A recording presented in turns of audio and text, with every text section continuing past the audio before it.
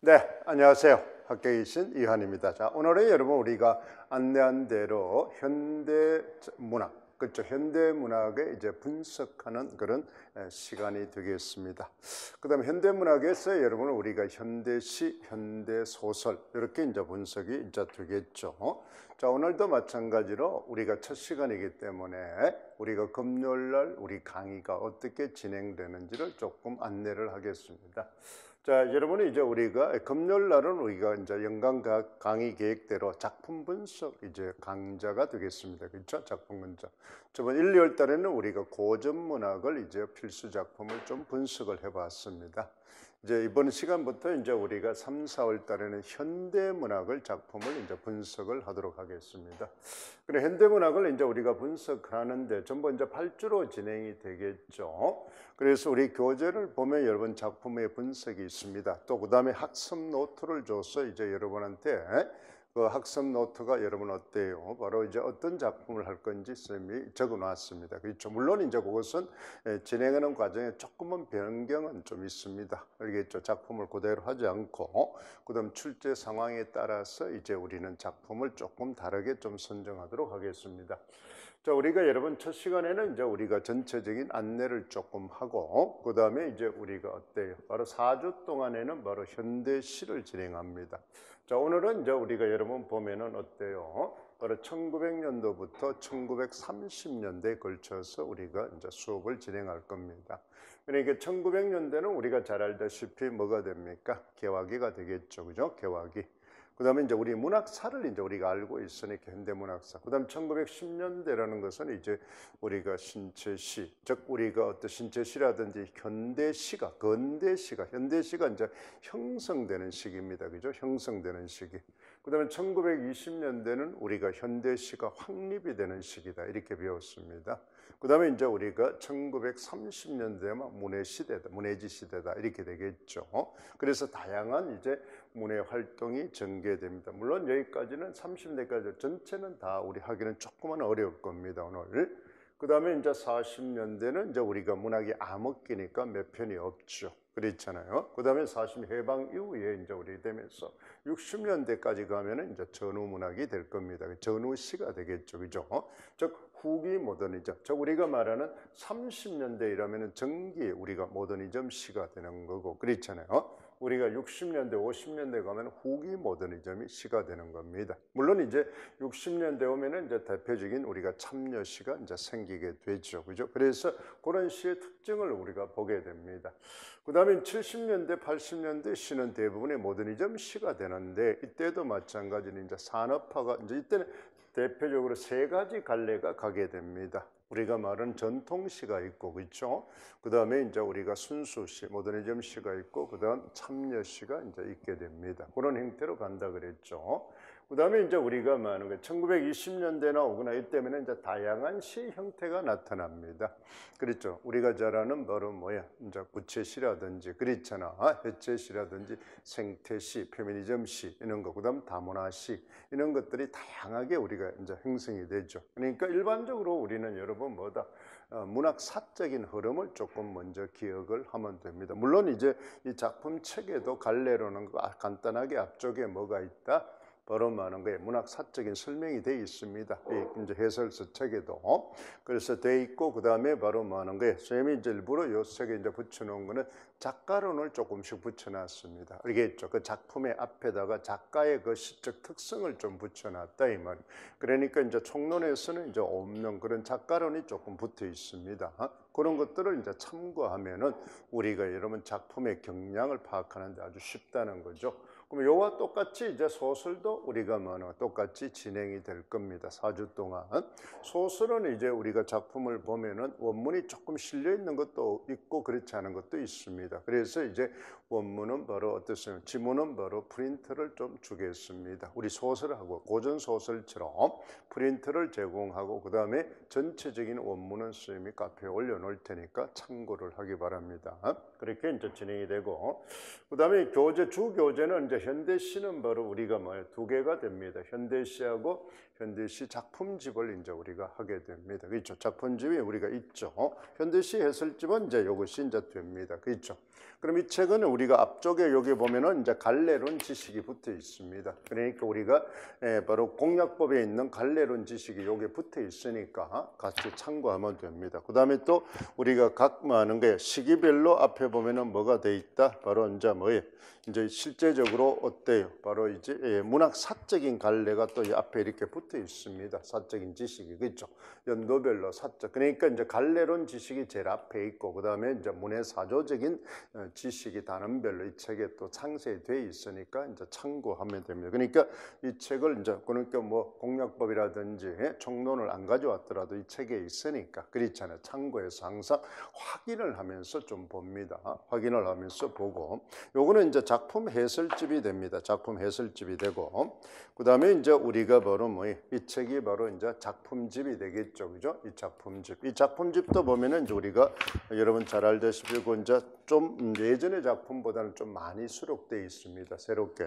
그래서 이제 연도별로 작가별로 선생님이 작품집을 수록해 놨어요. 그러니까 이제 연도별, 즉 문학 사적으로 작가별 대표 작품. 그러면 되도록이면은 우리가 많은 거에 작가의 생소한 작품도 많이 들어있죠. 근데 이걸 다 다룰 수는 없습니다. 그죠? 책에서. 그러니까 여기서 이제 선생님이 여기 해설이 없는 작품도 있습니다. 알겠죠? 이 해설서에 없는 작품도 여기 수록되어 있고, 그다음 그거에 대한 간단한 많은 거에 설명은 여기서 주석을 붙여놨으니까 참고하면 될 겁니다. 물론 이것은 나중에 이제 심화라든지 우리가 뭐 할 때 7, 8월 때 테마형 문제를 풀 때도 같이 이제 활용을 하도록 하겠습니다. 그때는 이제 우리가 해설서를 없더라도 작품만 보고도 우리가 공부할 수 있겠죠. 그렇죠? 이미 뭐 작품 분석법을 배웠기 때문에 그래서 이제 작품을 이제 좀 하도록 하겠습니다.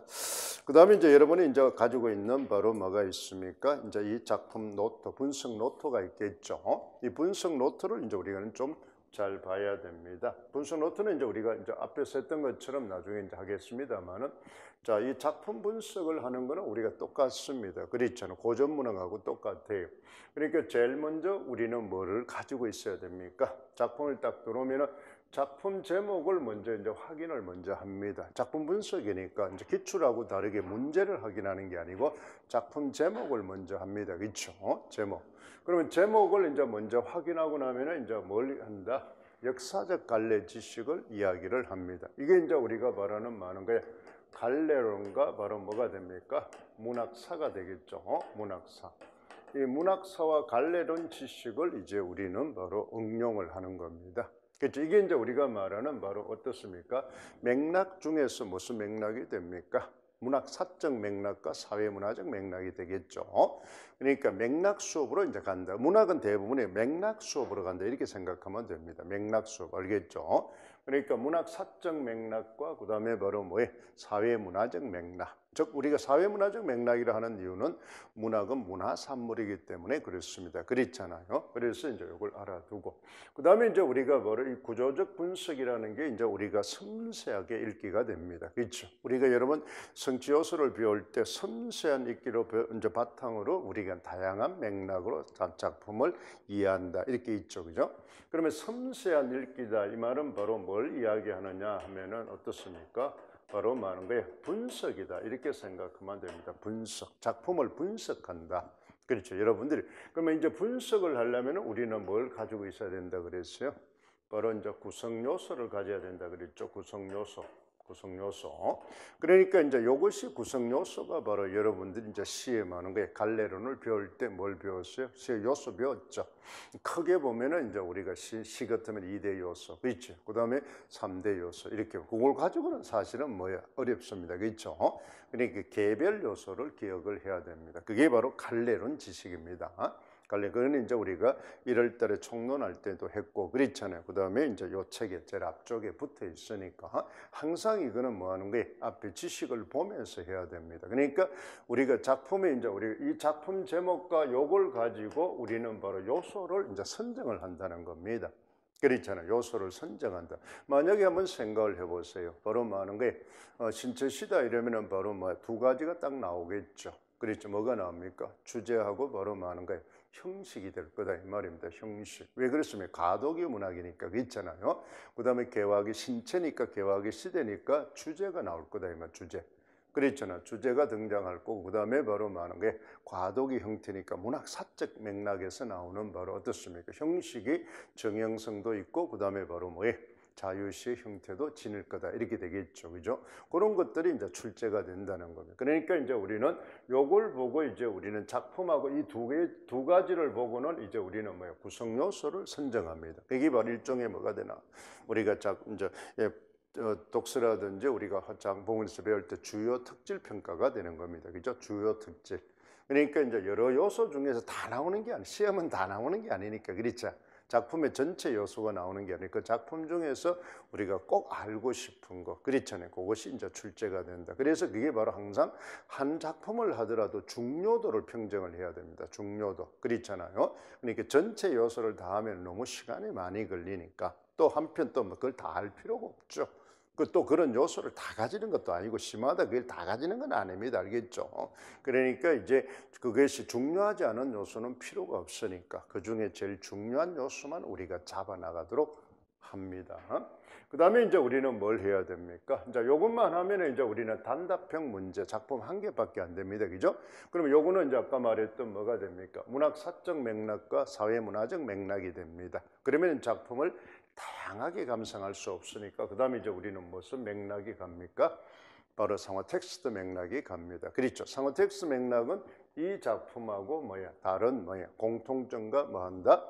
차이점을 찾는 겁니다. 그게 이제 우리가 독서에서 말하면은 주제 통합적 읽기하고 같다 그랬죠. 그렇죠? 그러니까 이제 우리가 유사한 작품, 그렇잖아. 그다음에 다른 작품. 그러니까 그걸 이제 비교를 해서 그러면 작품이 다르다 이 말은 바로 요소가 같은 게 있고 다른 게 있겠죠. 그죠? 그 요소를 찾아내는 게 그럼 대부분의 문학은 바로 대부분 작품의 작성 방법, 조건이 요소입니다. 요소. 그럼 무슨 그게 이제 기출할 때 우리 했었잖아요. 그죠? 기출할 때 우리가 보니까 시어를 물었는지, 표현 방법을 물었는지, 그렇죠? 전통 개성의 요소를 물었는지, 그렇죠? 그 다음에 어조, 태도를 물었는지, 그랬잖아요. 그 다음에 바로 많은 게 내용 전달 방식을 물었는지 이런 게 있었잖아요. 그죠? 기출할. 그래서 여러분 그 기출할 때 여러분 주의해야 될 그 요소를 잘 외워야 됩니다. 요소. 알겠죠? 그러면 대부분이 우리는 보면은 어때? 한 편이 나오지 않고 대부분이 두 편이 묶입니다. 운문은 그렇죠. 고전시가나 현대시는 두 편이 묶이니까 자동적으로 뭐가 될 수밖에 없어? 상호 텍스트가 될 수밖에 없다는 겁니다. 그렇잖아요. 그러니까 그 상호 텍스트를 하면 문론, 그렇죠. 요소가 있다면 요소. 그걸 여러분 기억을 좀 해야 돼. 그거 공략법이 이제 갈래론입니다. 그죠? 갈래론. 그래서 그것이 이제 공통점과 차이점을 찾는 겁니다.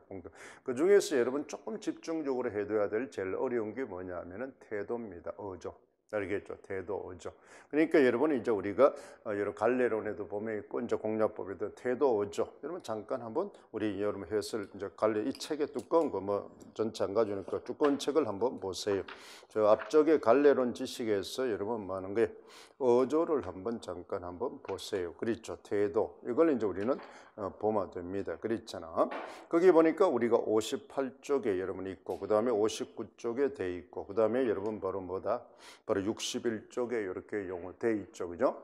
거기에 보면은 뭐라고 돼 있습니까? 바로 많은 거예요. 어조에 대해서 개념. 그래서 우리는 항상 어조 나오면 어떻게 외우라 그랬어요? 항상 지식하면은 완벽한 지식은 개념, 특징, 바로 뭐나 유형. 그다음에 그에 대한 예문 이렇게 외우라 그랬죠. 그것이 이제 다 되면은 우리는 뭐라 그랬어요? 나가 이 지식을 완벽하게 아는구나. 그 자기 점검의 기준입니다. 자기 점검. 그러니까 나는 이 분야의 지식을 완벽하게 알고 있느냐는 것을 한번 써봐. 그 사고구수를 해보고 써봐라 이 말입니다. 어조의 개념이 뭐냐? 어조의 특징. 특징이 대부분의 문학에서는 뭐가 되는? 기능이 됩니다. 알겠죠? 어조의 기능이 뭐냐 이 말이죠. 그 다음에 이제 어조의 유형이 어떤 게 있느냐? 종류가. 그렇잖아.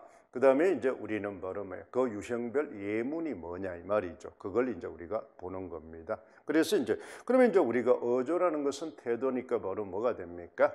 우리가 잘 알다시피 거기 있는 것처럼 바로 독자에 대한 시적 화자의 많은 게 태도가 되겠죠. 독자에 대해서 나는 바로 어떤 태도를 취할 것인가 이 말입니다. 화자가 시적 화자가 독자한테 어떤 태도를 취하느냐 이 말. 그것이 바로 어조가 된다는 겁니다. 어조. 그러면 대부분의 어조는 우리가 바로 뭐예요? 서술어를 통해서 형성돼. 태도니까 전부 많은 거예요. 서술어를 통해서 형성이 되겠죠. 그러니까 시는 서술어가 많지 않기 때문에 공부하기가 쉽다는 겁니다. 근데 그게 종류가 다양하다는 겁니다. 다양하다. 그다음 어조의 기능하면 여러분 여러 가지가 있는데 보세요. 59쪽의 기능이 있잖아요. 바로 뭐 하는 게 거의다가 두 가지의 기능입니다. 그렇죠. 그러면 대부분의 시는 정서니까 정서를 형성하다 할 거다 이 말입니다. 그다음에 분위기를 형성할 거고. 그렇죠. 그다음에 정서나 분위기는 전부 어조 쪽으로 귀결된다. 주제로 귀결된다. 내용으로 귀결되겠죠. 모든 요소는 전부 내용으로 주제로 가게 돼 있다 이 말입니다. 그래서 이제 거꾸로 우리가 이제 배경 지식을 공부하는 이유는 주제를 외워버리면 나머지 게 쉽죠. 그쪽으로 몰아가 버리면 되니까. 그래서 우리가 작품을 이제 우리가 공부를 한다. 배경 지식을 쌓는다. 작품을 분석한다는 것은 그 작품의 주제를 외워버리는 겁니다. 주제. 알겠죠? 그래서 이제 고전 문학이 쉽다는 겁니다. 왜? 주제가 이미 제목에 명시적으로 딱만 직접, 그럼 대부분 고전 문학은 명시적이고 직접적으로 제시되어 있다는 거죠. 왜 그렇습니까? 대부분 고전 문학은 제도론적 문학관에 입각하기 때문에 교훈을 주는 쪽에 있기 때문에 직접 제시가 많다는 겁니다. 주제가. 그래서 쉽게 찾을 수 있다는 거죠. 쉽게. 그래서 그런데 이제 우리는 현대시가 되면 어떻습니까? 뭐가 된다고 했어요? 현대시란 자체가 뭐하나 상징 기법을 쓰니까 비유와 상징을 쓰니까 간접적으로 되니까 직접적으로 뭐 하는 거예요? 제시되지 않다는 거죠. 그러니까 주제 제시 방법 중에서 간접적 제시가 많다는 겁니다. 그죠? 고전 소설도 우리가 여러분 뭐예요? 직접 제시니까 뭐가 한다 그랬어요? 작가가 개입한다 그랬죠. 작가가 논평자, 해설자. 그다음에 아니면은 전문학처럼 바로 자신의 평이 들어있다 이 말입니다. 그럼 주제가 직접 제시되어 있단 말이겠지? 그러니까 찾기가 쉽다는 겁니다. 그래서 고전문학을 먼저 공부하라 이 말입니다. 알겠죠? 고전문학. 고전문학은 제목을 외워보면 바로 주제니까 제목이 한자 뜻을 풀어보면 그렇죠? 그대로 주제다 이 말입니다. 그런데 이제 시는 그런 게 아니죠. 그런데 이제 우리가 바로 뭐 하는 거예요? 이 어조는 바로 분위기를 형성한다. 정서를 형성한다. 그렇죠? 그다음에 주제를 갑니다. 그다음에 종류는 여기 여러 가지 많습니다. 뭐 크게 나누면 남성적이냐 여성적이냐 그렇죠? 해학적이냐 분자적이냐 반화적이냐 그게 이제 바로 많은 거예요. 우리가 보죠. 그런 걸 이제 우리는 좀 알아도. 그다음에 이제 이 정서 거리. 그다음 뒤에 보면은 용어 61쪽에 이 용어를 잘 알아놔야 돼요. 알겠죠? 이 다양한 용어의 이름을 외워야 됩니다. 이름. 그러니까 그러면 우리 수사법의 명칭처럼 바로 이 태도의 명칭을 잘 몰라서 그래요. 알겠죠? 그러니까 작품을 하더라도 이 태도를 뭐하는 거예요? 빨리빨리 단어를 떠올려요. 그러니까 여러분이 이야기했죠. 배경 지식이 약하다 이 말은 뭐가 약하다 그랬어요? 개념어가 약하다는 겁니다. 개념어. 그러니까 단어를 모른다는 겁니다. 알겠죠? 단어. 그러면 작품을 보고 여기에 해당하는 단어를 빨리 떠올려야 되는데 그 단어가 안 떠. 그러면 그 말은 어휘력이 약하다는 거죠. 어휘력이. 그러니까 이 단어들을 자꾸 이제 그러니까 시를 할 때는 여러분 주의해. 현대 시를 할 때는 뭐를 자꾸 봐라. 배경 지식 중에는 이 어조하고 어조가 대응 방식 태도죠. 어조 태도 대응 방식 태도. 그다음에 바로 수사법, 표현 방법. 이 두 개가 제일 종류가 많기 때문에 이거를 통해서 뭘 드러냅니까? 바로 작가의 개성이 드러난단 말이에요. 개성. 그렇잖아. 개성. 그러니까 이제 우리는 표현 방법하고 이 어조, 그렇죠. 이걸 통해서 작가의 개성이나 정서나 주제나 시 전체가 다 드러나는 겁니다. 그러니까 이게 종류도 제일 많아요. 그래서 이걸 자꾸 읽어야 됩니다. 자꾸 읽었어요, 이 단어들을. 그럼 이 단어가 딱 들어오면 뭘 뜻해? 그러니까 이게 바로 뭐 하는 거예요? 관념적이기 때문에 냉소적 이러면 단어 뜻 가지고는 찾기가 쉽지 않습니다. 그죠? 단어 뜻을 하더라도 냉소? 어떤 게 냉소지? 그렇잖아. 뭐 냉한 웃음인가? 그럼 냉한 웃음이 어떤 거지? 그렇잖아요. 비웃음. 그러면 그 비웃음이가 냉소적인 걸 작품을 보고 한 게 예문을 외워놔야 쉽습니다. 그래서 우리가 냉소적 웃음은 대표적으로 바로 뭐 하는 거예요? 황제의 새들도 세상을 떠는구나. 있죠. 그렇지? 우리 보고 낄낄낄 웃는다. 그렇지? 이 새끼 미친 새끼들. 그렇죠? 이렇게 비웃는다 이 말입니다. 그러니까 그것만 바로 뭐하나? 비웃는다 이 말은 바로 내가 뭐 있을 때 뭔가 못 쓰니까 잘못을 해야 될 일을 안 할 때 그렇잖아. 부정적인 자아를 상대는 뭐야? 누가 된다? 긍정적인 자아가 되겠죠. 그래서 객체가 나를 비웃는 겁니다. 그렇잖아. 비웃는 거. 이게 바로 냉소죠. 차가운 웃음이니까 비웃는 거죠. 비웃음. 그럼 비웃음이란 건 내가 어떻다나 긍정이다, 부정이다? 부정이다 이 말입니다. 해야 될 걸 안 할 때 그 사람이 나한테 뭐 하는 거예요? 웃는 모습이 냉소적이다 이 말이죠. 뭐 조롱하는 거죠. 그죠? 그러니까 그 단어를 잘 기억을 알아야 됩니다. 그러면 조소하느냐? 그럼 조소나 냉소는 비슷하다 이 말. 그렇지? 그런데 이제 조롱은 뭐야? 깔보는 거죠. 그렇죠? 그렇잖아. 그다음 냉소는 비아냥대는 거다 이 말입니다. 그런 것들을 이제 단어의 뜻을 좀 정확하게 알 필요가 있습니다. 그런 단어 자체를 그런 걸 이제 우리가 보죠. 그다음에 거기 단어들이 보면은 이제 우리가 보면 어떻습니까? 해학적이다, 관조적이다, 격정적이다, 낙천적이다, 의지적이다 뭐 이런 게 있죠. 여성 그러니까 이렇게 한 개만 외우면 됩니다. 여성적 이러면 상대어가 뭐가 있어? 남성적인 것도 있겠죠. 소극적 이러면 바로 뭐나 적극적이 있을 거고 그렇잖아. 그다음에 염세적이다 이 말은 바로 낙천적이 있을 거고 그렇잖아요. 그러니까 우리는 항상 공부는 선생님이 이야기했잖아요. 어느 쪽을 외우라 그래서 한 개만 외워라. 한 개가 있으면 반드시 단어가 뭐가 있다? 호응관계 있는 단어가 있다. 그게 떠올라야 된다는. 그게 이제 어제도 이야기했지만 무슨 영역이 됩니까? 근접 발달 영역이다 이 말입니다. 그러니까 추론하는 공부라는 건 대부분 근접 발달 영역 공부라는 겁니다. 그러니까 이제 100이 있으면 100을 다 외우는 게 아니라 뭐만 외우면 돼? 50만 외운다 이 말 알겠죠? 50만 외우는 50은 짝이 있다는 걸 알아야 됩니다. 짝이 있다는 거. 그러니까 짝은 내가 뭐 하는 거에 외워서 하는 게 아니고 뭐 하는 거다? 추론하는 거다 이 말. 추론하는 거. 공부를 항상 그래서 우리가 작품이 10개를 할 것 같으면 5개만 하라 이 말이야. 5개가 이제 여러분 많아. 다 할 필요도 없죠. 처음에 뭐만 하나? 30% 알겠죠?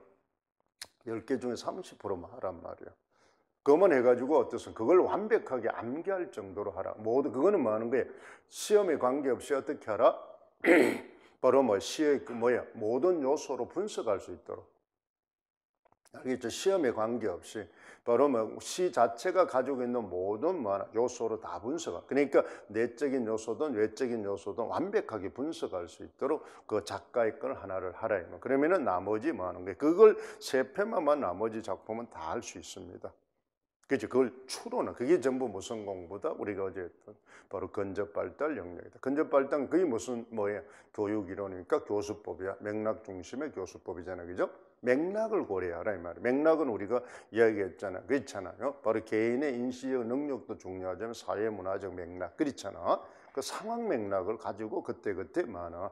적응하며 하라. 그러니까 문학이라는 문학으로 하는 게 국어 공부 방식을 차용을 해야 됩니다. 알겠죠? 문학은 바로 무슨 읽기라 그랬어요? 감상적 읽기잖아. 그죠? 감상적 읽기. 문학을 이해 감상입니다. 이해한다는 것은 사실적 사고와 추론적 사고입니다. 그죠? 문학은 우리가 비평하는 게 아니기 때문에 비판적 사고는 필요 없어요. 알겠죠? 그러면 문학은 여러분 보면 다 여러분 작품 뒤에 보면 이 해설서에 보면 뭐라고 돼 있어요? 이해 감상 이렇게 돼 있잖아요. 그죠? 작품을 분석하고 해설해 놓은 거는 이해 감상이다 이 말. 그럼 이해라는 거는 사실적 사고와 뭐다? 추론적 사고가 되는 겁니다. 그렇죠? 그다음 그걸 바탕으로 이래는 뭘 한다? 문학은 심미적 상상력을 길러주니까 뭐예? 공감이 가고 감동이 가는 부분을 찾는 겁니다. 그렇죠? 공감이 가고 그 공감 가고 감동 받는 게 뭐라 그랬어요? 감상적 이해. 그래서 이해와 감상입니다. 알겠죠? 그러니까 문학 작품을 공부한다는 건 우리가 임용해 쓰는 바로 많은 게 독서 공부에 해당하는 독서 공부 방법을 차용해서 우리가 해야 됩니다. 알죠? 수학 능력이 아니고 여러분들은 바로 교수 능력을 측정하는 겁니다. 알겠죠? 교수 능력. 여러분들이 학습 능력을 측정하는 게 바로 뭐다? 수능 시험이고 여러분들이 임용 시험이니까 무슨 능력을 측정하는 거다? 교수 능력을 측정하는 겁니다. 알겠죠? 교수 능력. 그러니까 전혀 각도가 다르다는 걸 항상 염두에 두고 그러면은 뭐 하나? 교사는 뭘 알아야 돼? 학생한테 가르치려면 모든 요소를 다 알고 있어야 되죠. 왜 그러냐면 학생이 어떤 돌출 질문을 할지 모르니까. 그렇죠? 엉뚱한 요소도 지금 뭐냐 그 요소를 공부하고 있지만 엉뚱한 요소도 질문할 수 있잖아요. 그러면 그걸 뭐 해줘야 돼? 수정해 줘야 되잖아요. 그죠? 수정하고 올바른 방향으로 가도록 지금의 그런 질문이 왜 지금 맞지 않는지 이유를 설명해 줘야 된다 이 말입니다. 그냥 야 그거 틀렸어 하지 마 이게 안 되잖아요. 그거는 바로 교사 중심이니까 형식주의니까 구성주의가 아니잖아요. 그지? 구성주의는 바로 뭐라 하고 그래서 단계별로 그 학생을 하는 게 문제 틀린 답을 했으면 올바로 가도록 단계별로 수정지도에서 올바로 가도록 해줘야 되지, 그렇지? 그러니까 이제 선생은 뭐든지 다 알고 있어야 된다는 거예요. 그래서 그걸 이제 이 교수 시험은 조금 어렵다는 겁니다. 완벽하게 알고 있는 걸 묻는 거니까 그걸 이제 우리가 봅니다. 자, 이게 이제 우리가 보죠. 그래서 이 형태로 이루어진다는 걸 우리가 좀 알아둔. 그래서 이제 이 3, 4월을 하고 나면은 고전 문학과 현대 문학을 완벽하게 이제 분석하는 법을 좀 알게 될 겁니다. 그런데 이제 고전시가 분석하는 거하고 현대시 분석하는 조금은 다릅니다. 알겠죠? 왜 그러냐면은 고전은 말 그대로 뭐가 됩니까? 우리가 잘 알죠. 고전은 글자 그대로 고자가 이제 우리가 잘 아는 바로 뭐가 이 전자가 뭐라 그랬어요?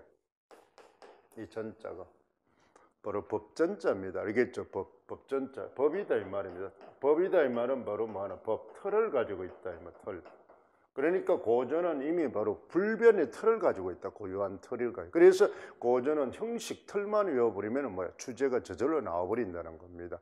그런데 현대문학은 바로 뭐 하는 거예요? 고정불변이 돼 있는 게 아니고 개성이 있기 때문에 그렇잖아. 다양한 개성이 있기 때문에 이 틀만 가지고 배울 수는 없습니다. 그래서 어제 배웠던 것처럼 이제 우리 고전은 바로 우리가 어디에 가깝다? 형식주의. 장르 중에서도 형식주의, 고전불변의 틀이고 그 다음에 바로 지금 현대문학의 바로 텍스트 작품은 어디에 가깝다? 장르 중심주의. 그 장르는 바로 뭐예요? 고정불변의 장르가 아니라 그랬죠. 거기 보면은 바로 뭐 하는 거예요? 어떻습니까? 바로 사회적인 뭐 하는 거예요? 그렇잖아. 맥락이 그쪽에 들어있는 거라 그랬죠. 그죠? 그렇죠. 그래서 이제 그걸 기억을 이제 합니다. 그 다음에 이제 우리가 보면은 이제 어떻습니까? 작품을 이제 우리가 보고, 이거는 또 마찬가지예요. 연관계획에서 보면은 지금 우리가 하는 거는 이제 요 내용입니다. 그렇죠? 요 내용을 이제 하게 된다.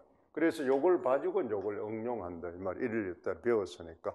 그 다음에 이제 우리가 지금 요거에 3, 4를 배우니까 또 요걸 또 응용하면 됩니다. 그렇죠? 그러니까 이제 우리가 현대문학 분석할 때는 좀 쉽죠. 왜? 이제 고전문 할 때는 요것만 가지고 했으니까 이제 많은 거에 분석하는 게 조금 지식이 조금 약했다면은 현대문학은 조금 많은 거에 기출 분석을 통해서 보니까 그렇지. 이제 우리가 좀 쉽다는 겁니다. 형태 자체가. 그걸 이제 볼 수 있겠죠. 그렇게 해서 이제 우리는 요거는 이제 어제도 했지만은 5, 6월 달에 그렇잖아. 바로 많은 거에 심화 공부를 할 때 이제 우리가 짝지 교과서 분석을 교과서에 나오는 필수 작품을 조금 먼저 할 겁니다. 교과서는 어떻게 이제 수업이 진행되고 있는지. 그럼 교과서는 대부분 성취 요소별로 진행이 되죠. 그죠?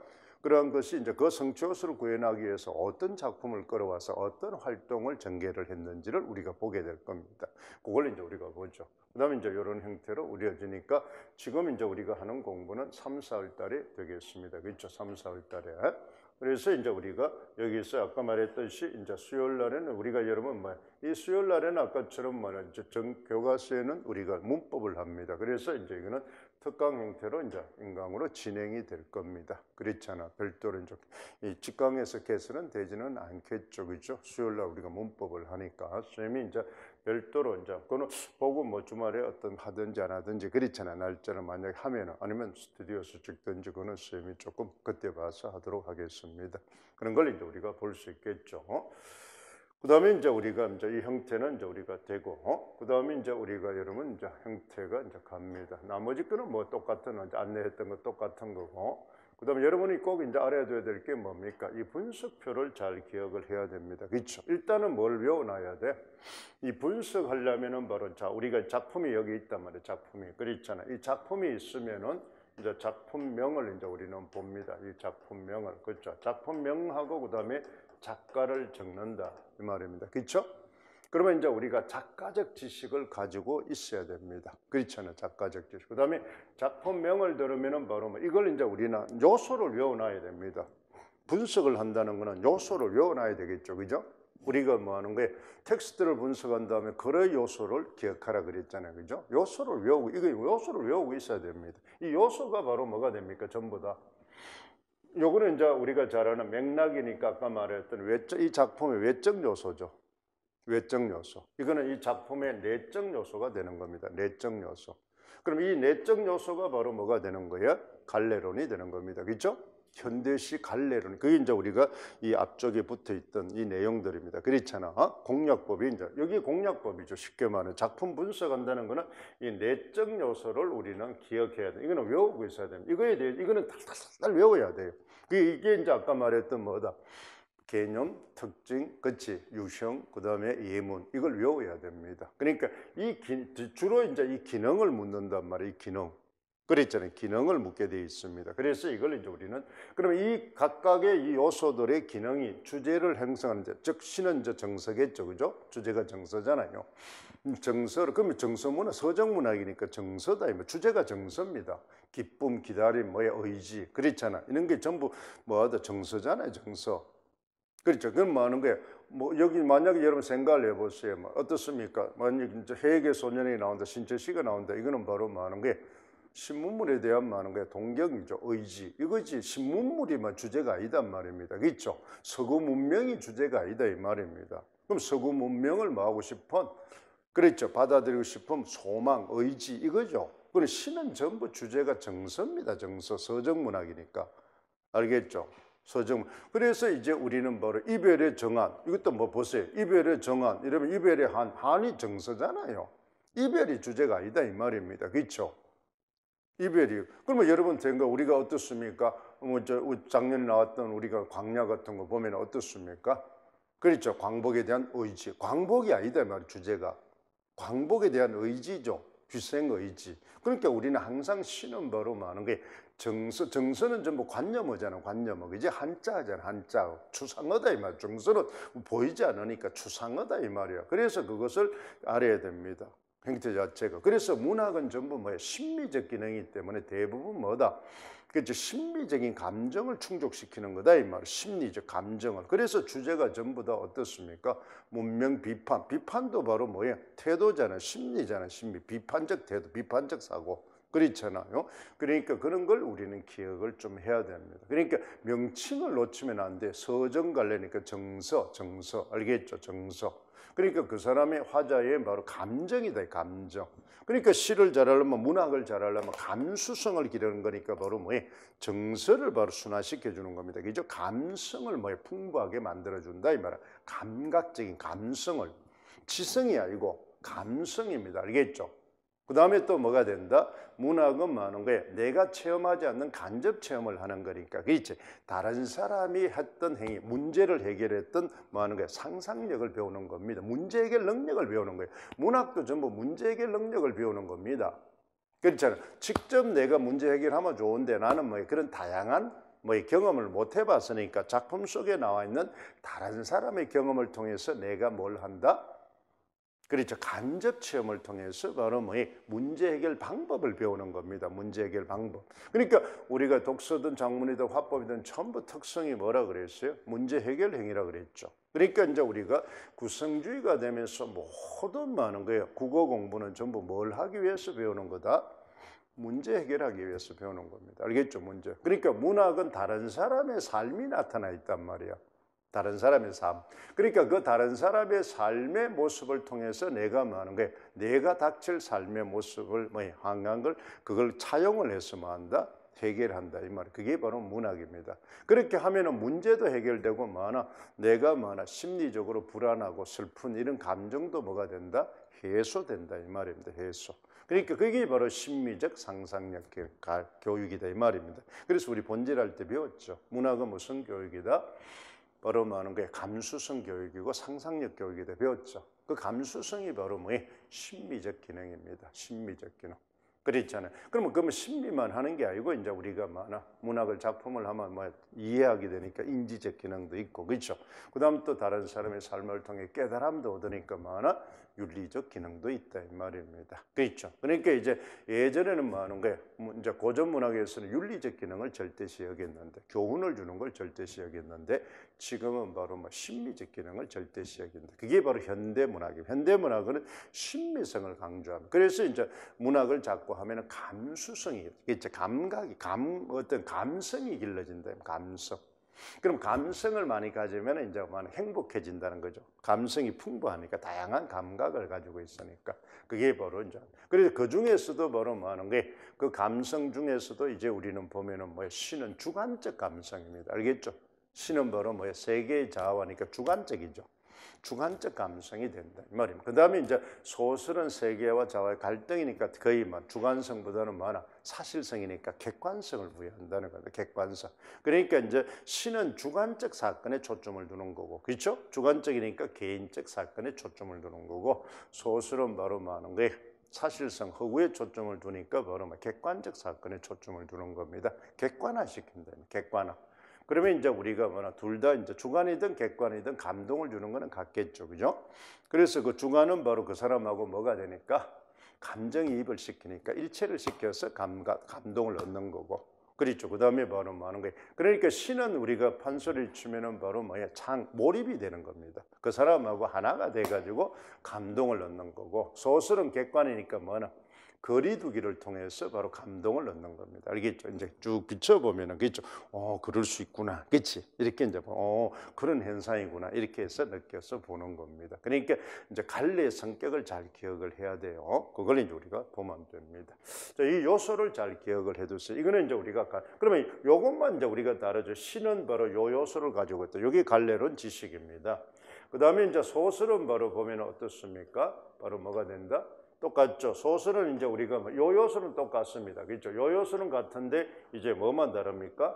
요 요소가 다르다 이면 그렇죠? 소설의 이제 갈래론 지식입니다. 그러니까 요 소설은 제일 간단하다 그랬죠. 뭐가 있습니까? 요소가 몇 개밖에 없어? 6개밖에 없죠. 주제 구성, 문체, 인물, 사건, 배경. 그러니까 15는 아까 얘기했잖아요. 소설은 바로 갈등 문학이니까 객관화되어 있으니까 요소가 분명합니다. 그렇죠. 근데 시는 아까 주관성이래요. 주관적 정선은 주관이니까 요소가 조금 많은 거야. 들쭉날쭉거린다 이 말입니다. 그렇지만은 학교 문학이기 때문에 담화 관습을 가지고, 우리는 장르 중심이니까 장르는 뭘 가지고 있다? 담화 관습을 가지고 있다 그랬죠. 그렇죠? 그러면 그 담화 관습이 바로 요거다. 이게 이제 소위 말하는 공략법이 되겠다 이 말이죠. 이 분석표를 외우고 있어야 됩니다. 알겠죠? 요소. 그 요소가 바로 무슨 지식이다? 갈래적 지식이다. 됐죠. 요걸 이제 머릿속에 그리면 되겠습니다. 자, 그러면 이제 우리가 여러분 많은 게 이제 교재를 한번 봅시다. 그렇죠? 자, 여기까지가 이제 선생님이 우리가 바로 어때요? 바로 작품의 이제 우리가 전체적인 OT 이제 공부가 되겠습니다. 됐죠? 자, 본격적으로 이제 우리는 바로 이제 시 작품 현대시 분석 공부를 하도록 하겠습니다. 분석 공부를. 그다음에 여러분 분석 공부니까 이제 여러분 우리 교재를 먼저 봅시다. 분석 교재를 봅시다. 분석 교재를 보니까 여러분 바로 어떻습니까? 22쪽을 볼까요? 첫 페이지에 보면 현대시 이론이 있죠. 현대시 이론 이것이 바로 우리가 배웠던 공략법에 나오는 갈래론입니다. 알겠죠? 갈래론. 이게 이제 요 책이 좀 두꺼우니까 더 상세하게 되어 있습니다. 아까 공략법에는 압축해서 선생님이 해놓은 거고 꼭 외워야 될 엑기스를 해놓은 거고 그렇잖아요. 여기는 이제 자세하게 선생님이 이제 많은 게 기록을 해놨으니까 이걸 조금 보면 됩니다. 그걸 이제 보죠. 그게 이제 전체적으로 나와 있고 시 갈래도 나와 있고 그 다음에 이제 현대시 감상 이론이 26쪽부터 있습니다. 운율부터 쭉 있죠. 그럼 요걸 선생님이 이제 압축 요약해서 그러면 시는 여러분 뭐라 그랬어요? 서정문학이니까 뭐다? 그 다음에 바로 무슨 문학이요? 시는 제일 갈래를 보세요. 우리가 현대시라고 이야기를 할 때는 이제 이건 할 때 했죠. 다시 한번 복습을 하면서 합시다. 현대시라 할 때는 갈래는 바로 운문문학입니다. 그죠? 운문. 그러니까 운문이니까 뭐가 중요하다? 운율이 중요하다. 이 말 운율. 알겠죠? 그래서 이제 운율 요거 가지고 이제 우리가 고전시가냐, 신철시냐, 근대시가냐, 창가냐, 개화시냐, 현대시냐 이렇게 보는 겁니다. 알겠죠? 그러니까 우리가 고전시들은 대부분 이제 고전시 이럴 때면 대부분 뭘 가지고 있다? 정형률을 가지고 있다 이 말입니다. 고전시가. 일단 고전시가를 할 때는 전부 뭘 의미합니까? 의무적으로 시조를 의미합니다. 알겠죠? 시조. 고전시가 미조 있는 게 아니고 고전시가 이러면 이제 우리가 시조를 의미하는 겁니다. 가사. 이건 전부 정형률을 가지고 있다 이 말이겠죠? 대부분이 우리가 문학을 할 때는 주류문학을 하는 겁니다. 알겠죠? 주류문학. 그러니까 이제 주류문학은 대부분의 그 시대의 주체를 이야기합니다. 주체.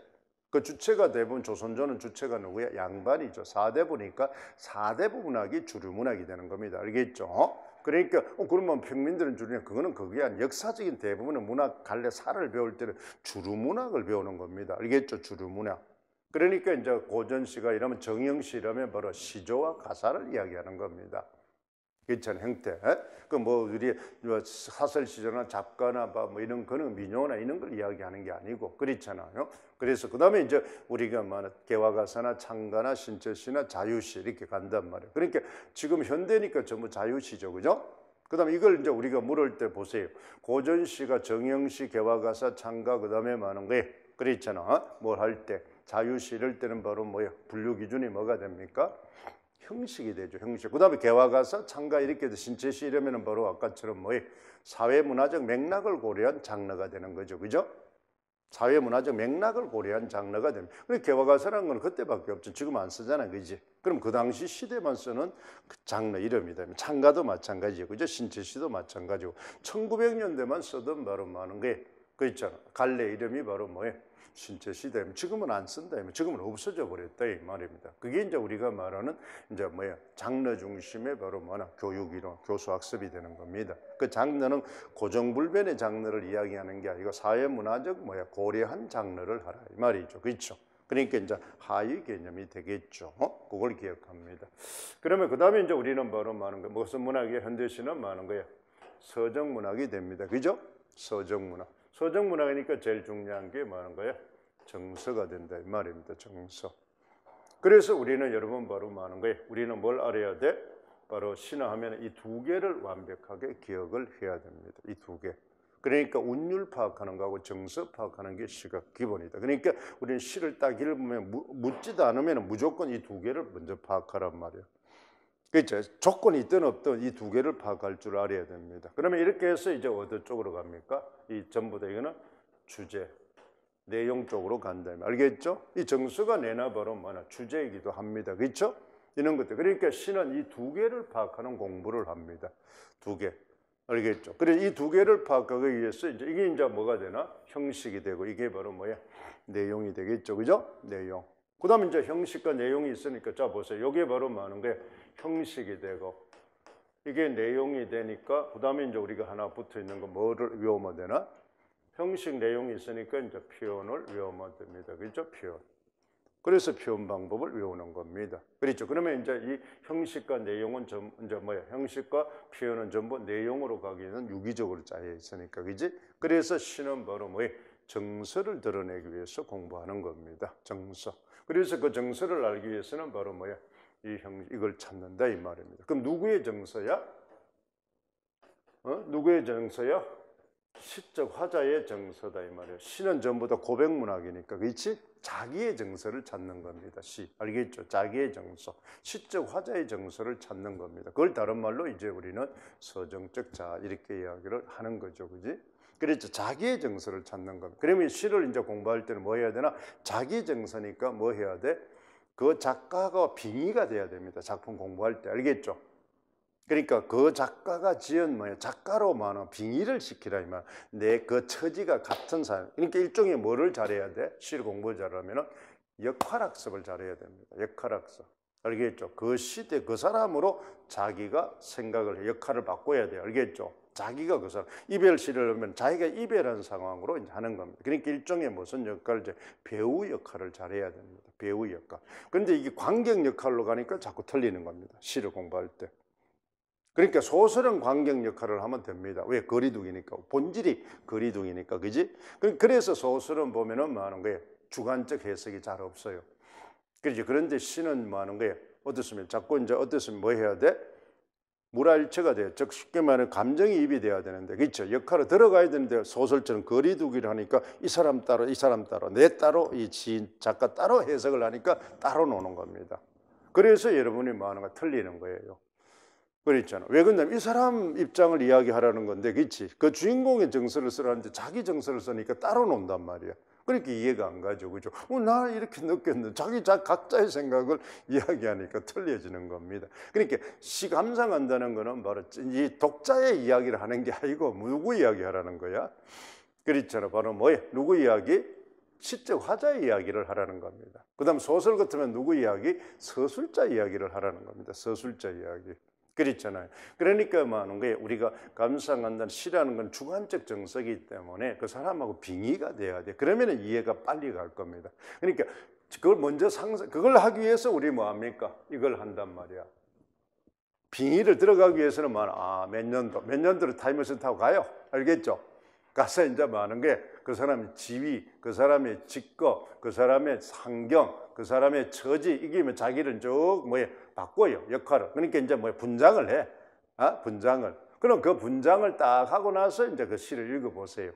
그러면 그 시가 금방 이해가 갑니다. 알겠죠? 그 시가 금방 이해가 간다 이 말입니다. 지금의 자기가 아니고 그 사람이 돼 가지고 읽어야 돼. 시는 이제 그 사람이 돼 가지고 읽어야 됩니다. 알겠죠? 그 사람이 돼. 그러니까 그 사람이 돼 가지고 자기가 그 사람이 자기 처지를 뭐하나 고백하는 겁니다. 알겠죠? 혼자 넋두리 하는 겁니다. 시는 혼자 넋두리 하는 거예요. 남하고 대화하는 게 아니고 혼자 쭝울쭝울쭝울 대는 겁니다. 너무 답답하니까 혼자 쭝울쭝울 대면 뭐하나 안에 맺혀 있던 게 뭐가 되겠어? 해소가 되겠죠. 그렇지? 혼자 이렇게 중얼대면은.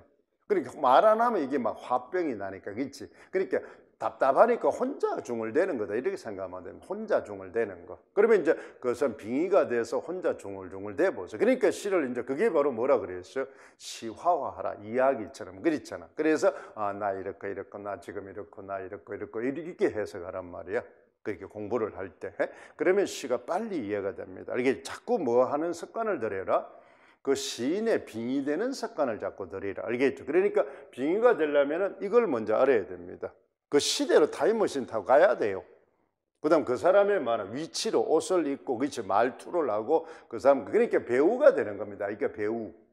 그 사람 따로 있지만 그 역할을 맡으면 그 배우로 가는 거지, 그지? 그래서 유명 배우들은 보면은 그 역할이 주어지면은 일상생활을 전부 그 사람처럼 생활한다 그러잖아. 그치? 그 사람처럼 뭐 살도 빼고 말투도 그렇고 생활도 그렇고 사고도 그렇고 그렇잖아요. 그렇게 해서 우리 뭐 유명한 배우 중에 뭐 다른 사람처럼 그 김명민 씨 있죠. 그 뭐 이순신하고 그런 사람 있죠. 뭐 의사는 그 사람 되면 막 손 하나 뜨는 것도 그 사람이 돼서 생활을 한다 그러잖아요. 그치? 그렇게 막 살도 막 빼가지고 그 사람처럼 걸어보고 그렇잖아요. 막 힘이 없어서 진짜. 그러니까 머리로 생각하는 게 진짜 자기가 힘이 없이 막 쓰러질 정도로 굶어가면서 그치? 그렇게 한다 그러지. 그러면 그 사람이 처지를 실감 있게 연기가 되니까. 그러니까 그게 이제 배우 역할을 한다고 생각하면 돼요. 그러니까 문학을 공부할 때는 무슨 학습법을 해야 돼? 특히 시는 역할학습법. 알겠죠? 역할놀이법. 역할학습법을 하라. 그러면 시가 빨리 이해. 그러면 이해가지 않는 것도 그 사람의 처지가 되거든. 여자가 되든 어린아이가 되든 그지? 아버지가 되든 어머니가 되든 그렇잖아. 연인이 되든 신하가 되든 이렇게 자기가 그 사람이 돼 보세요. 그러면은 바로 아마 금방 많은 거야. 막 열불이 날 겁니다. 자기는 막 열심히 아침, 저녁 죽도록 일했는데 회사라서 한번 생각을 해보세요. 이게 어느 날 갑자기 이 새끼인데 해직이야. 쫓아내서. 그러면 아유, 고맙습니다. 내가 일하는데 이렇게 하겠어. 이 새끼 죽일 놈하고 막 나올 거 아닙니까? 그럼 그 울분이 먼저 차야 돼요. 만약에 정서 같으면 정과정 하면, 그죠? 잘했는데, 내 조금 이제, 시끄러우니까 가서 내일 내가, 한 일주일만 있다고 와. 내가 불러줄게. 이런데 쉽게 한 달 돼도, 1년 돼도 안 불러주니까 열통 터질 거 아닙니까? 그렇죠. 그럼 열통 터지는 심정으로 지금 이야기하는 거예요. 열통 터지는. 근데 이제 임금한테 열통 터지니까 내 화를 다 내면 또 죽으니까. 그러니까 화는 내지만은 조금씩 참아야죠. 그죠? 생살 엿닦고는 걔가 지고 있으니까. 그럼 그런 상황을 먼저 생각하고 읽어보세요. 그러면 바로 시를 읽을 때, 낭송할 때 어떻다는 거야? 어조가 달라지겠죠. 감정이 이제 달라질 거 아닙니까? 그죠? 필이 달라진다. 그래, 시는 항상 그걸 먼저 생각하세요. 그러면 이제 시가 금방 이해가 갑니다. 그러니까 해설을 읽고 머리로 읽기를 하지 말고 가슴으로. 아까 시는 이해와 감상이니까 뭐 한다? 감동, 공감이지, 그지? 그럼 그 사람의 입장을 이해해야 됩니다. 그 사람의 입장을 이해해야 돼. 그러니까 그 사람의 입장을 하기 위해서는 이쪽을 먼저 이해하고 들어가라 이 말. 알겠죠? 그러면 이 사람은 어느 걸 강조했느냐? 이 요소 중에서 시를 볼 때. 자, 우리가 이 작품을 이제 우리가 보면서 봅시다. 그게 운율부터 쭉 했으니까 넘어가겠습니다. 알겠죠? 그때 이거는 한꺼번에 다 외우지 못하니까 시임할 때마다 어려우면 찾아서 자꾸 익히세요. 알겠죠? 이거는 자꾸 완벽하게 익혀야 됩니다. 자, 그 다음에 이제 우리가 시조까지, 시조는 잘 안 나오니까 이제 넘어가겠습니다. 그랬잖아. 자, 그러면 이제 우리가 여러분 보는 1900년대로 이제 갑시다. 그죠? 1900년대로 가면은 이제 우리가 여러분 보세요. 작품을 이제 우리가 가면은 우리가 이제 애국하는 노래를. 그러니까 여러분은 머릿속에 이 작품이 나오면 여러분 분석 노트는 머릿속에 들어있어야 됩니다. 알겠죠? 분석 노트. 그럼 분석 노트를 이제 옆에 이제 보면서 우리가 봅시다. 그렇잖아. 자, 애국하는 노래를 이제 우리가 작품 시 작품집을 이제 우리가 여러분들은 작품집을 이제 보면서 이제 선생님이 이걸 같이 읽어봐도 됩니다. 형태 자체를. 자, 그러면 이제 여러분 1900 교재 92쪽에서는 이제 바로 갈래론 지식입니다. 그죠? 갈래론 지식. 이게 이제 역사적 갈래론 지식입니다. 이걸 이제 돼 있죠. 그 다음에 글자 보세요. 이제 제목은 이제 책에는 바로 많아 동심과 붙은데 요걸 이제 간단하게 한번 보면서 보겠습니다. 자, 우리가 일단은 보세요. 이게 아까 분석표로 보면은 갈래 역사는 무슨 이제 갈래입니까? 자, 여기서 우리가 봤을 때, 자, 여러분 어떻습니까? 이거는 갈래를 보면은 여기가 이제 그렇잖아. 바로 무슨 이제 시가 됩니까? 여기서 이제 우리가 보면은 여기서 이제 적는다 이 말입니다. 애국하는 노래 이렇게 이제 우리가 적었다. 애국하는 노래. 그럼 보세요. 이거는 시 제목에 벌써 뭐가 들어 있습니까? 주제가 들어 있죠. 애국입니다. 애국. 그러면 애국 어떤 게 애국하려면 뭐 해야 되느냐 이 말입니다. 그 방법. 그러면 본문에 뭐나 애국하는 요소가 들어 있겠죠. 그다음에 이 시는 바로 역사적 갈래는 무슨 시입니까? 개화가사입니다. 개화시입니다. 그죠? 개화가사. 개화가사. 그러면 이미 뭐나 주제가 애국이 바로 뭐야? 개화하는 거다. 나와버렸잖아요. 나와버렸다 이 말입니다. 나와버렸다 이 말. 그러면 이 애국 개화는 바로 개인 서정이야, 사회적 정서야. 사회적 정서. 그렇죠. 그러니까 이게는 아직 뭐 자유시가 아니다. 개인 정서가 아니니까. 저절로 나오잖아요. 그 다음에 이거는 또 뭐나 개화가사니까 형식이 뭐야? 정형률이 남아있어? 안 남아있어? 남아있겠죠. 그죠? 그럼 정형률이 남아있다 이 말이에요. 과도기 작품이니까. 끝입니다. 그러면 그러한 어떻습니까? 개화를 애국 그랬잖아. 그 다음에 개화를 하기 위해서 그 다음에 바로 뭐나 사회적이 많은 거예요. 그걸 하기 위해서 이 사람은 어떤 장치를 했는지를 알아두면 됩니다. 자, 우리 해설을 한번 잠깐 보세요. 거기 보면은 96쪽을 보세요. 그래서 제일 중요한 게 이 시는 바로 많은 거예요. 자, 뭐하게 개화하자, 애국하자 이러니까 어떻습니까? 자기 정서가 아니고 집단 정서죠. 그렇죠. 사회적인 정서. 그러면 여기는 주 목적이 어디에 있다? 우리는 여기는 주로 어디를 찾는 겁니까? 여기를 찾는 거단 말입니다. 제목이 이쪽이니까 많은 거예요. 주제죠. 그죠? 주제를 강조하는 시다 이 말이에요. 그 다음에 아까 말했듯이 뭐가 됩니까? 여기는 과도기 시다 이 말이에요. 과도기 시. 그러니까 뭐와 주제하고 뭐를 찾으면 돼? 이걸 찾는다 이 말입니다. 그죠? 형식을 찾겠죠. 그죠? 그러면 형식은 바로 뭐야? 정형성이 남아있다 이 말입니다. 정형성 플러스 뭐야? 자유율이 조금 남아있다. 그러니까 과도기 작품이니까 이게 많이 남아있다는 겁니다. 그렇잖아요. 그 다음에 이제 정서가 아까 뭐라 그랬어요? 정서가 여기는 뭐 개인 정서가 아니고 바로 뭐나? 사회적인 정서다 이 말이에요. 그렇죠? 사회적 정서. 사회적 정서. 그러면 이제 사회적 정서가 이제 여기 남아있다는 겁니다. 사회적 정서. 그러면 애국이니까, 개화니까. 그러니까 여기서 이제 우리는 뭐야? 계몽, 개화. 이게 이제 우리는 바로 뭐가 된다? 주제가 된다 이 말이에요. 그렇잖아요. 그러면 이걸 하기 위해서 모든 이런 표현이 바로 뭐나? 심상이 이런 것들의 미의식이 전부 이쪽으로 가게 돼 있다는 겁니다. 그렇지? 이쪽으로. 그러면 제일 중요한 게 우리는 뭐라 그랬어? 아까 말하는 거예요. 이런 걸 하기 위해서는 우리가 찾는 거는 표현법하고 말하는 거예요. 뭘 찾는다? 바로 말하는 거예요. 이 태도를 찾는다 이 말입니다. 태도. 이걸 찾는단 말이야. 이 태도는 전부 어디에 있다 그랬어요? 서술에 있다 그랬잖아요. 그래서 여기는 이제 우리가 작품을 이제 우리가 볼까요? 그렇잖아. 작품을 보면 어떻습니까? 우리 형태 자체가. 자, 여러분 보세요. 그렇잖아. 여기는 일단은 딱 보니까 뭐가 돼 있어요? 형식이 뭐로 돼 있습니까? 합가 이러니까 뭐가 이게 후렴구가 있죠. 그죠?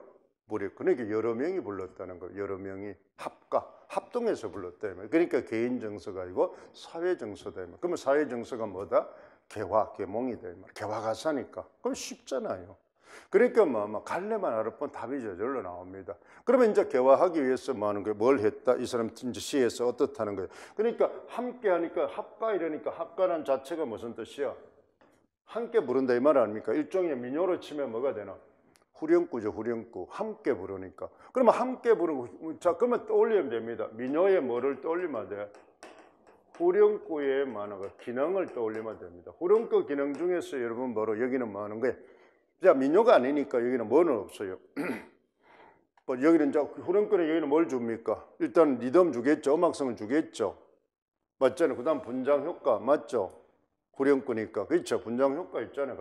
같죠. 그러면 통일성 유지 쭉 돼 있죠. 그러면 여기는 보면 똑같은 게 아니다 말이야. 그렇지? 똑같은 말이 아니잖아. 똑같은 말이 아니죠. 그렇지? 보통 우리 후렴구는 동일한 건데 여기는 같은 게 아니다. 그러니까 민요 성격하고 다르다는 겁니다. 그러면 여기는 이제 함께 부른다는 합가라는 말이 붙어 있으니까 바로 뭘 강조합니까? 기능 중에서 바로 뭐 공동체 의식을 강조한다 이 말입니다. 그렇죠? 공동체 의식. 함께. 그럼 뭐 하자? 함께 뭐 하자? 개화하자 이 말, 계몽하자 이 말이겠죠. 전부 함께 계몽하죠. 그러니까 이제 우리는 뭐로 말하는 거야? 누구를 함께, 국민들이 전부 함께 개화, 계몽, 선동한다 이 말. 그러면 여기서 제일 중요한 요소는 어쩌면 앞에 부르고 보니까 이거는 민요의 형태는 뭐예요? 무슨 이제 형태입니까? 선창후창이 되겠죠. 앞소리를 매기면 다른 사람이 다른 걸 이제 한다 이 말입니다. 선창후창의 구조로 돼. 그래서 이제 그 심화학습에 보세요. 바로 이 그러면 선창후창이 왜 이 형식을 했을까? 그렇죠. 선창후창 구조를 왜 했을까 이 말입니다. 아까처럼 이거는 뭐 선창후창하니까 보세요. 계속 반복이죠, 그지? 반복. 반복은 여러분 뭐나 표현법 뭐예요? 강조죠. 그럼 뭘 강조한다? 여기는 주제니까 뭐예요? 개화사상을 강조시키겠죠. 끝이잖아요. 그게 전부 다. 그러면 개화에 많은 게 어떻다는 거예요? 방법들을 여기는 이제 구체적으로 말하고 있다 이 말입니다. 방법들. 그렇잖아요. 이걸 이제 우리가 보면 됩니다. 그렇잖아요. 이걸 이제 머릿속에 이제 우리가 그려줘. 그 다음에 중요한 것이 바로 뭐예요? 어휘나 표현 등의 시적 창작 의도. 그러니까 여기는 뭐는 아직까지 뭐이기 때문에 현대 자유시가 아니니까 뭐다? 주제가 직접 제시되는 많다. 그래서 어휘가 직접 제시된 단어들이 많다는 겁니다. 그 다음 여러분 주의해야 될 게 바로 많은 게 밑에 있는 표현 효과입니다. 바로 이것을 잘 봐두세요. 여기서는 바로 뭐냐? 계몽의식을 강조하기 위해서 보세요. 잠깐 뭐 어조 태도를 뭐라 그랬죠? 아까 정사하고 뭐라 그랬어요? 바로 태도를 뭐라 그랬죠? 그죠? 시에서는 운율을 그럼 운율이니까 뭐예요? 여기는 운율 반복이 뭐가 반복되어 있어요? 여기는 후렴구가 반복되어 있잖아요. 그 다음에 또 뭐예요? 이쪽가 바로 뭐예요? 아시아의 대조선에. 자, 우리가 보세요. 뭐가 됩니까? 아시아의 대조선에 자주 독립 분명하다. 몇 음보예요? 4음보다 이 말이에요. 그러니까 운율이 형성. 그러니까 여기는 음보와 그 다음에 바로 뭐하나? 후렴구 반복으로 뭘 하는 겁니까? 운율을 형성했다 이 말. 그럼 운율 형성 방법 외우고 있잖아요. 그지? 그러면 여기는 바로 뭐예요? 음보 반복이죠. 음보가 4음보로 되어 있으니까 음보 반복이고 그 다음에 바로 뭐야? 후렴구 반복이 되면 후렴구 반복을 이 반복을 통해서 뭘 했습니까? 운율을 형성했다 이 말. 운율을. 맞잖아요. 그지? 그런데 이게 아직까지 똑같은 거로 되어 있으니까 뭐 정형률을 지니고 있다 이 말. 그러니까 아직까지 자유시는 아니다 이 말입니다. 그 다음에 또 개인의 서정이 아니고 뭐다? 개화사상, 애국사상이니까 이게는 바로 뭐예요? 개인 정서가 아니고 뭐다? 사회적 정서, 집단 정서죠. 그러니까 아직까지 뭐야? 주제적인 형식적인 측면으로 뭐다? 아직까지 자유시가 아니다 이 말이야. 그러면 우리는 뭐는 만약에 이것이 우리가 애국가서 개화가사라는 거 몰라도 알 수 있겠죠. 그러니까 개화가사를 알면은 바로 쉽고 잘 쉽고 왜 이미 많아 장르상 외워봤으니까. 근데 개화가사라는 걸 몰라도 우리는 많은 거예요. 현대시냐 아니냐. 이 주제가 지금 현대시는 우리가 배웠죠. 그래서 현대시를 먼저 배우고 있어야 됩니다. 현대시의 특징이 뭐라고 배웠어요? 형식은 바로 뭐야? 정형률을 벗어난 뭐예요? 그렇죠. 바로 자유. 그 내재율을 지닌 자유율이어야 되죠. 그 다음 두 번째 내용은 바로 뭐나? 개인의 주관적 뭐야? 내면에 고백하는 거죠. 그렇죠. 주관적 정서를 고백하는 겁니다.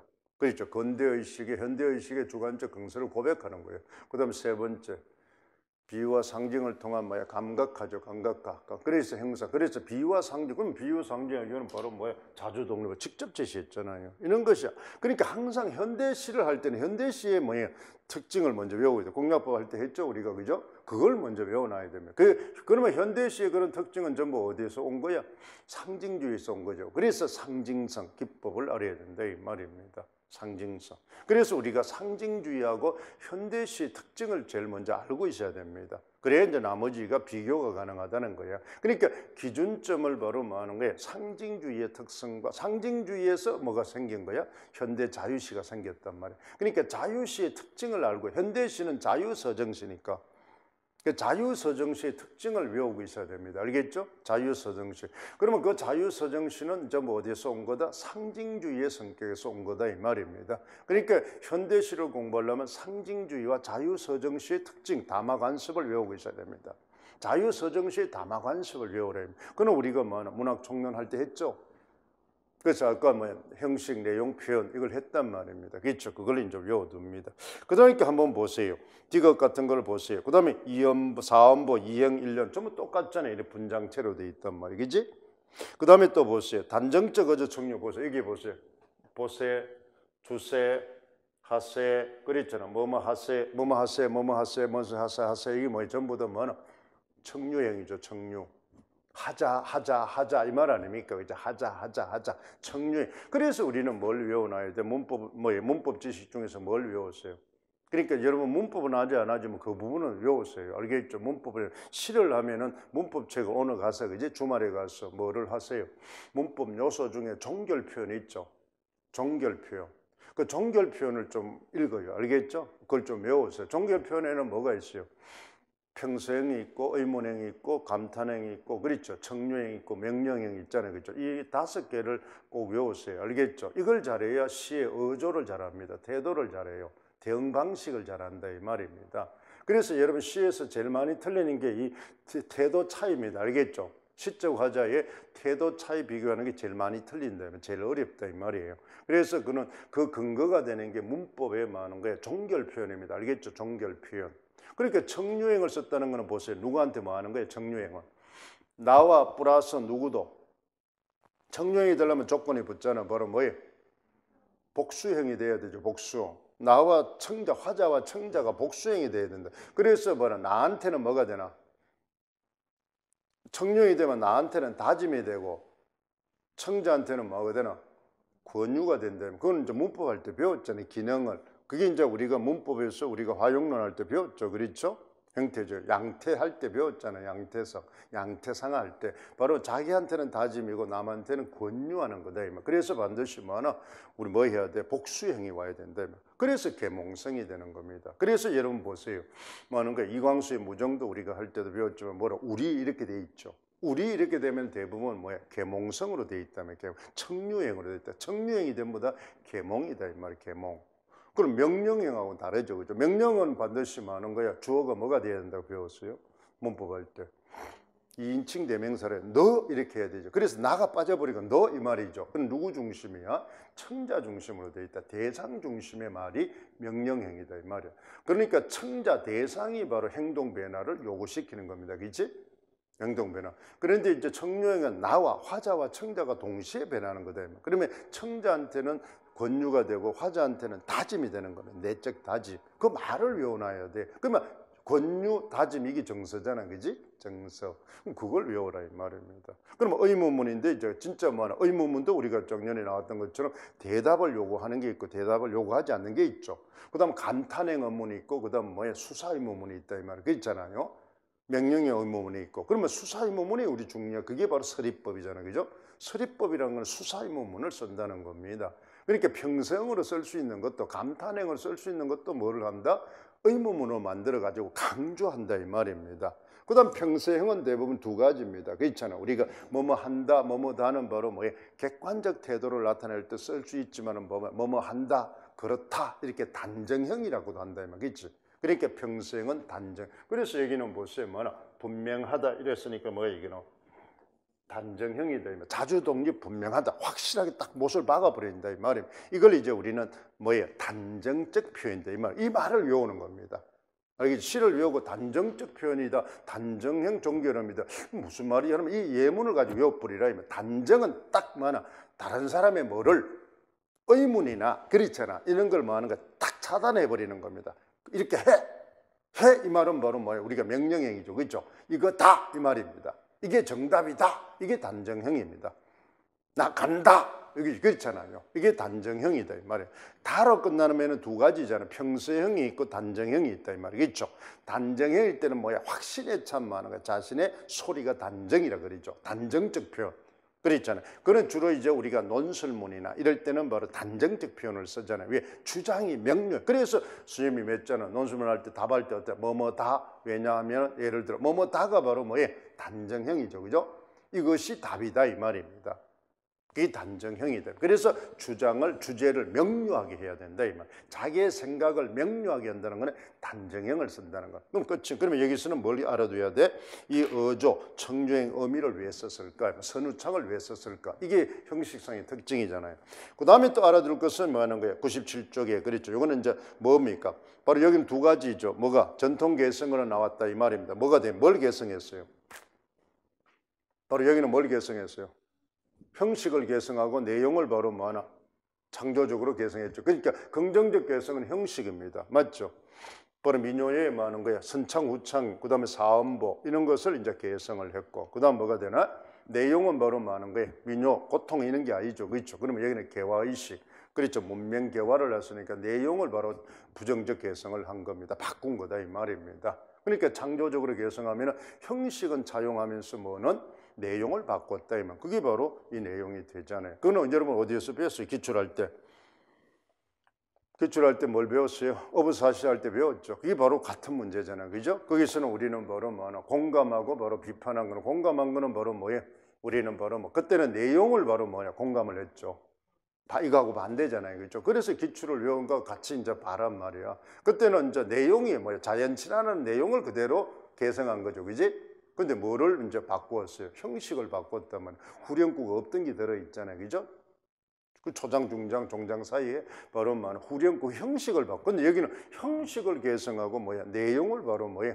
그래 창조적으로 변형을 시킨 거다. 그거하고 우리 기출하고 반대잖아, 그지? 그걸 알아야 그 다음에 이제 우리가 보세요. 세 번째 바로 뭐야?